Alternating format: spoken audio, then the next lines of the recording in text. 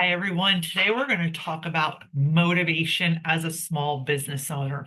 So, a lot of times when people come to work with me, and when even myself in my 3 decade experience of being a small business owner of multiple brick and mortars and an online business, I have found myself sometimes feeling unmotivated. And what I have found is we simply need a reset, right? How many times do you find yourself as a small business owner where you're overwhelmed, you're exhausted, you're burnt out, you're almost like losing that drive that you had in the beginning when you invested in your business and you started on this journey in the first place, right?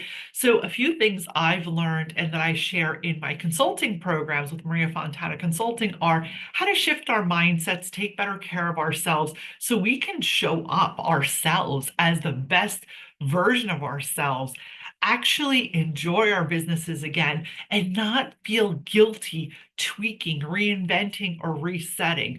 So, a few things that have come up when working with hundreds of clients who are established small business owners, service-based business owners, is that at some point in the career, as things have changed, you start to feel like a little uninspired, right? You're starting to feel like you just don't have the drive that you've had when you started your business. This happened to me a few years back in one of my brick and mortar practices, and I really had to take a step back myself to figure out what was it that I wanted in this season of life. What is it that really is the most important? Like, what are my values? What's my mission? So it's really about reconnecting with yourself, reconnecting with your soul, reconnecting with the part of your life you're in. Because, guys, the bottom line is this: you opened and started a small business because you're a visionary, because you didn't want to do what everybody else was friggin' doing, because you didn't want to have a glass ceiling on your life, right? So, you then get caught up like I did. You get caught up in the doing, the busyness, the next goal, reaching all these monetary goals, but sometimes you lose track of what really matters. So, taking some time to, as I always say, reset, step back, figure out what is it that I really want now in this season of life.